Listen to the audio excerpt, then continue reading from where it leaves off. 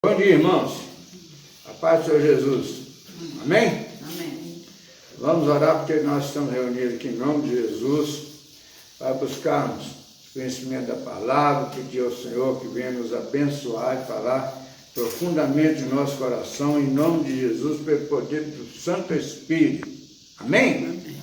Senhor nosso Deus, nosso Pai, louvado e exaltado seja o teu santo nome, Pai. Perdoa, Senhor, nossos pecados, liberta-nos de toda opressão, meu Pai, de tudo aquilo que tem nos preocupado, tenha atazanado a nossa vida, mas em tudo o teu nome seja louvado, exaltado e glorificado. É nossa oração, em nome de Jesus, que fazemos pelo poder do teu Santo Espírito. Amém. Meus irmãos, hoje nós vamos tratar de 3 assuntos muito pertinentes um com o outro. Hoje nós vamos tratar de uma coisa que, por mais que nós queiramos negar, ele é muito pertinente na nossa vida, que é a nossa busca por riqueza, busca por dinheiro. Isso é pertinente. Todo mundo está correndo atrás de dinheiro. Deus torna-se secundário em nossas vidas. Deus torna-se secundário. Por isso que a própria Bíblia diz que o Deus do mundo é o Mamon, Deus da riqueza. Outra coisa que nós vamos falar é a respeito de pecado. O que é pecado? Pecado é uma construção social. Não tem nada espiritual em pecado. Pecado é uma construção social. Por exemplo, disseram que falar palavrão é pecado. Por que é pecado? Porque o negócio é o seguinte: convencionou-se a um grupo da sociedade dizer que aquilo é pecado. Pecado. Então, o que é pecado? Pecado é errar o alvo. Qual alvo? O alvo, Jesus Cristo, que é o autor da nossa salvação. Se nós errarmos o alvo, nós estamos em pecado, nós não vamos conseguir a nossa salvação. É a mesma coisa quando nós fazemos alguma coisa na sociedade, a sociedade nos pune através da lei, que a lei já diz: olha, se fizer isso, você receberá essa pena. Então, o que é pecado? Uma convenção mundana, social, porque o pecado é errar o alvo que é Jesus. Mas como que eu vou saber que é? Porque a própria natureza fala de Deus. Deus fala, a natureza, a vegetação, os minerais, os animais, tudo fala de Deus. As águas falam de Deus, o sol fala de Deus, a lua fala de Deus. Então não tem como negar a Deus. Outra coisa, nós temos justificação para os nossos atos e nossas opiniões. Por exemplo, nós falamos assim: não, eu sou assim. Eu disse aqui que nós todos colocamos Deus em plano secundário, e falamos que nós corremos atrás da riqueza. A pessoa lá, isso você fica bravo. Pode ser você, eu não. Você está falando por você, tá? Beleza. Mas a Bíblia diz, e isso é muito presente em nosso coração, diz que em Jeremias 17, 5 e 9, lê para mim aí, o que diz o que somos? Como animais, como seres humanos. 5, 9 ou 5? Não, Jeremias 17, 5 e 9. Assim diz o Senhor: maldito o homem que confia no homem, faz da carne mortal o seu braço e aparta o seu coração do Senhor. O que ele está dizendo aí? Maldito o homem que confia nele. Acha que ele pode todas as coisas, que ele sabe todas as coisas. Enganoso é o coração, mais do que todas as coisas, e desesperadamente corrupto, quem o conhecerá? nos engana, nos engana. Quantas vezes que nós, às vezes, temos uma oferta e nós aceitamos aquela oferta. Depois nós vamos chegar à conclusão que não foi bom. Mas na hora nós achamos bom. Nosso coração nos engana.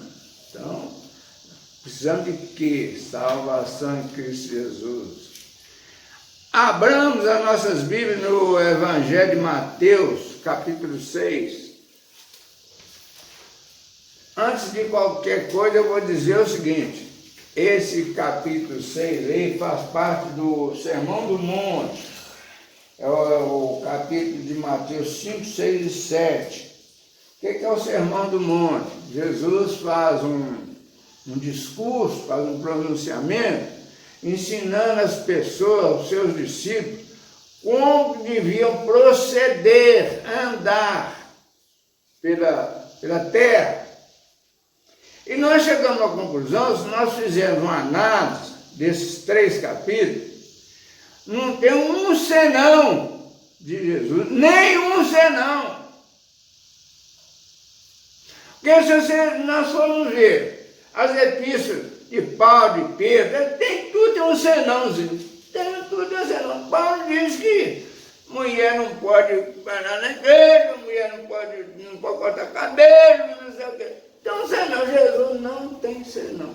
Jesus, do primeiro verso do capítulo 5 até o último versículo 7, não tem um senão, nenhum senão, nenhuma coisa que você possa questionar. Então, voltando aí ao capítulo 6, verso 24, o que diz Jesus? Os 2 senhores. Ele diz assim: ninguém pode servir a 2 senhores, porque ou há de aborrecer-se de um e amar o outro, ou se devotará um e desprezará o outro. Não podeis servir a Deus e as riquezas. Aí que está o problema. Aí, mas nós estamos correndo atrás de dinheiro. Eu vivi minha vida toda correndo atrás de dinheiro. Até que eu aposentei. Agora eu tenho meu dinheiro, chega para mim. Correndo atrás de dinheiro a vida inteira. Mas Jesus está dizendo aqui, ó. Não podeis servir a Deus e as riquezas. Nós passamos a nossa vida servindo a riqueza. Não tem como negar isso. Nega. Não nega para mim, não. Fala como falamos conosco mesmo. Se é diferente. Essa é que é a grande questão. Essa que é a grande questão. É a questão da salvação. Aí tem uma série de coisas.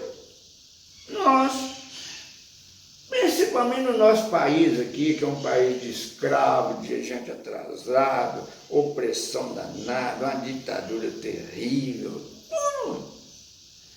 Mas para nós que estamos bem comendo, bebendo, então o país é uma maravilha, o melhor país do mundo. Mas porque nós estamos bem. E os outros? E aqueles que não estão?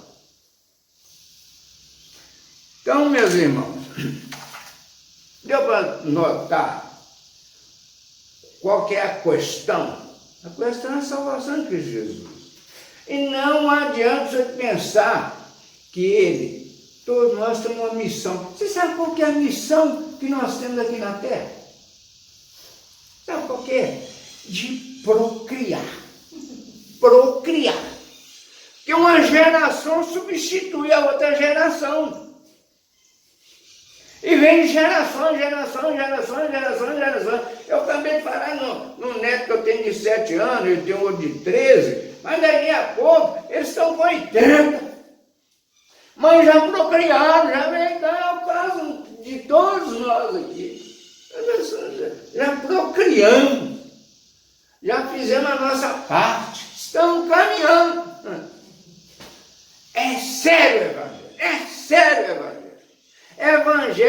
não pode ser essa coisa que é nos pregando por aí. Não pode. É sério. Não é fácil o evangelho. Por quê? Nós servimos a dois senhores. A riqueza no primeiro plano, Deus no segundo plano. E Deus diz que ninguém serve a dois senhores. Meus irmãos, lá em Eclesiastes não é livro místico, não é livro de santo, não, é livro de sabedoria humana. Sabedoria humana. No capítulo 5, verso 9 a 11, diz o seguinte: o proveito da terra é para todos. Até o rei se serve do campo. Quem ama o dinheiro jamais dele se farta. E quem ama a abundância nunca se farta da renda. Também isto é vaidade. Isto é vaidade. Onde os bens se multiplicam, também se multiplicam os que deles comem. Que mais proveito, pois, tem os seus donos do que os verem com seus olhos? A riqueza é para você olhar, contemplar. Meus irmãos, vamos repetir isso aqui. O proveito da terra é para todos. Deus está dizendo assim, ó, vocês estão aí para procriar, tá? Mas não vai faltar nada para vocês. Tem água, tem terra, tem cama, tem tudo aí para vocês, né? Vocês não estão fazendo favor nenhum. Está tudo aí para vocês. E vocês ainda vão procriar. Coisa boa, né? Quem ama o dinheiro, jamais dele se farta. É igual a cocaína, é igual a maconha. Quem gosta de cocaína e gosta de maconha, quanto mais ajuda, mais ele precisa de usar o dinheiro. Quem ama o dinheiro, jamais dele se farta. E quem ama a abundância, nunca se farta da renda. Quem gosta de muito, quer sempre mais, né? Quase que é a mesma coisa. Também isso é vaidade. Não tem necessidade disso. Você não precisa ficar querendo as terras todas para vocês, não precisa ficar querendo tudo. É para todo mundo.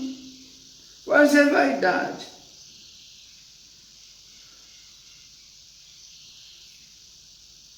Olha, faltou ao verso 10 esse aqui, tá certo. 11. Onde os bens se multiplicam, também se multiplicam os que deles comem. Onde tem muita coisa, você já viu, por exemplo, Santa Bárbara, apareceu um minério, vem todo mundo para cá.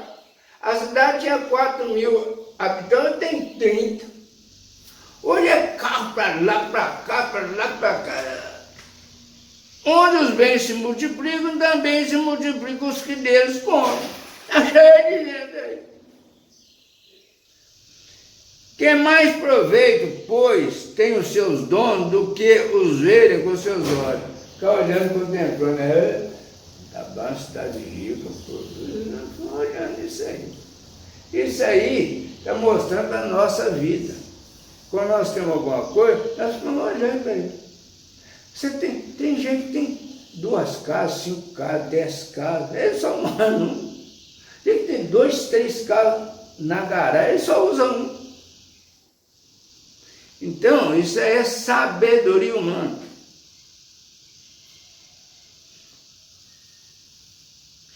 Vamos ver na trajetória da vida casos muito pertinentes a isso que nós estamos tratando. Mateus 28, 11 ao 14, fala o seguinte: os judeus subornam os guardas Olha o dinheiro aí. Aí fazem, indo elas está se referindo àquelas irmãs que estavam lá, aguardando, lá onde Jesus foi sepultado, pasmadas, sem saber o que aconteceu, tudo lá sem saber. Ninguém estava esperando, ela não estava vendo que ele fosse ressuscitar, eu não canal. Aí está dizendo, indo elas saindo de lá, eis que alguns da guarda foram à cidade e contaram aos principais sacerdotes tudo o que sucedeu. Reunindo-se eles em conselho com os anciãos, deram grande soma de dinheiro aos soldados para negar o acontecimento da ressurreição de Jesus, comprado, recomendando-lhes que dissessem, vieram de noite os discípulos dele, vieram os discípulos de Jesus na sepultura e o roubaram enquanto dormiam, enquanto os guardas dormiam. Dinheiro. Caso isso, aí os anciãos falaram, caso isso, fique tranquilo, caso isso chegue ao conhecimento do governador, nós o persuadiremos e vos poremos em segurança. Não vão deixar de acontecer nada a vocês. Sabe o que é o mundo? O mundo é isso.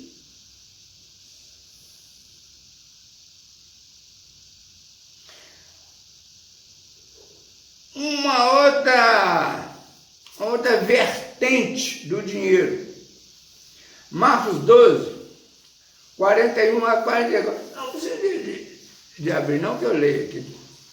Depois, se vocês querem ver, anota aí.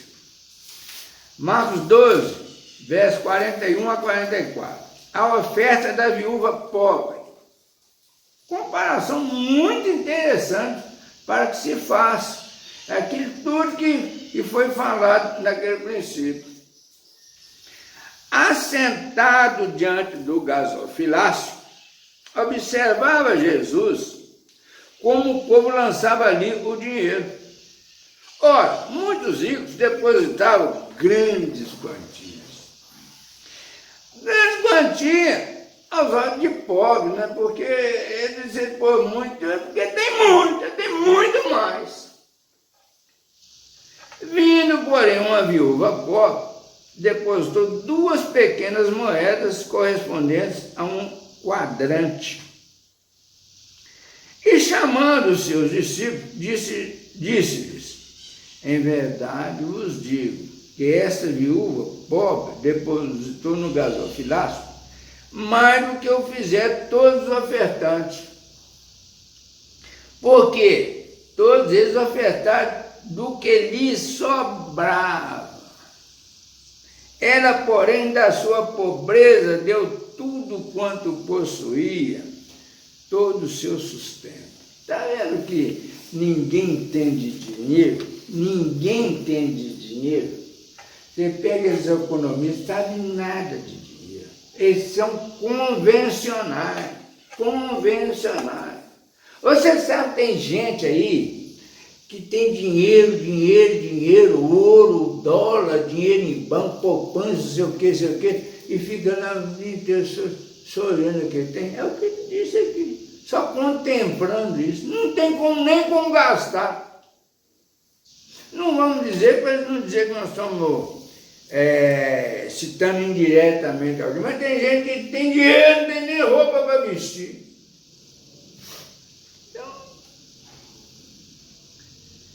Essa é a vida. Nós precisamos de salvação em Cristo Jesus. Nós precisamos de buscar, através do Espírito Santo, a purificação do nosso coração, porque nós somos isso, nós somos amantes de riqueza, amantes de dinheiro, e Deus para nós é o segundo plano. Em Atos 8, 17 a 19, outro fator dinheiro, e muito comum na nossa vida. Nós vimos aqui primeiro que os judeus subornaram os guardas com dinheiro. Depois nós vimos que a viúva pobre deu muito mais que os ricos, que deram muito mais que ela. Concorda com isso? Agora vamos ver Atos. Em Atos, a igreja de Cristo.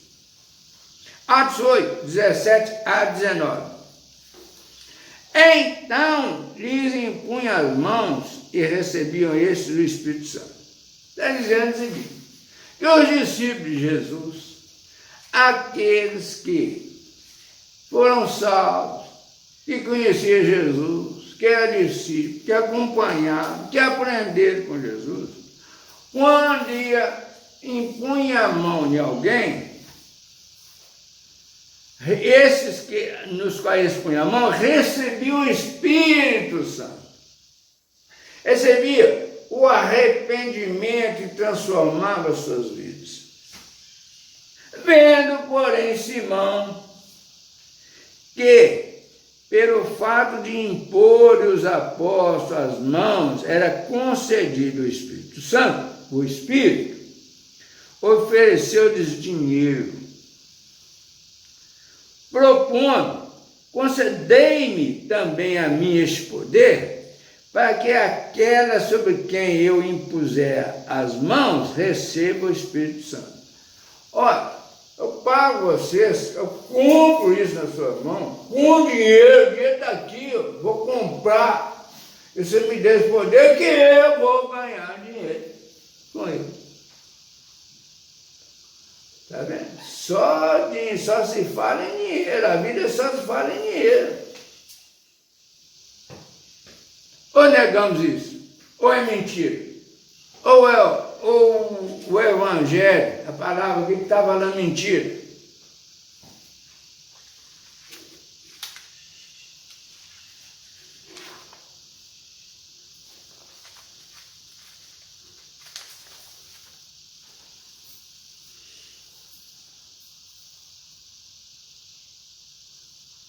Aí, o apóstolo Paulo fala ao pastor Timóteo, que coordenava uma igreja, um ministério, um grupo de pessoas numa determinada cidade.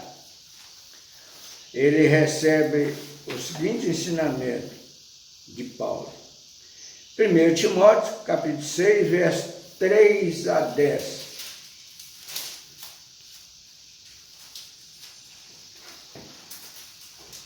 Diz assim, os falsos mestres e os perigos da riqueza. Meus irmãos, é muito falso mestre, mas é muito falso mestre. Todo lugar você vai ter um falso mestre, tem uma conversa atravessada. Diz assim, se alguém ensina outra doutrina e não concorda com as sãs palavras do nosso Senhor Jesus Cristo, e com o ensino segundo a piedade, é enfatuado, nada entende, mas tem mania por questões e contendas de palavras, de que nascem inveja. Só tu fala, né, nasce inveja nos outros. Bacana, eu vou ser assim também. Provocação, difamações, suspeitas malignas, altercações sem fim, discussões sem fim, por homens cuja mente é pervertida e privados da verdade, supondo que a piedade é fonte de lucro. Como nós vemos, Médicos Sem Fronteiras, Unicef, piedade, fonte de lucro. De fato, grande fonte de lucro é a piedade com o contentamento. Porque nada temos trazido para o mundo, nem coisa alguma podemos levar dele. A nossa trajetória aqui é procriação, não estou dizendo o que nós vamos fazer diferente disso?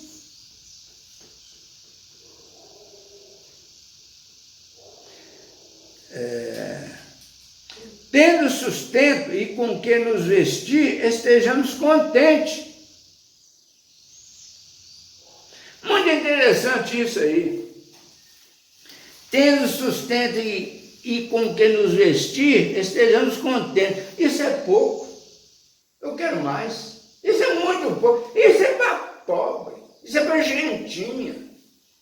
Eu quero carro, prédios, viagens. Isto, aquilo. Isso é muito pouco. Tendo sustento e com que nos vestir, estejamos contentes.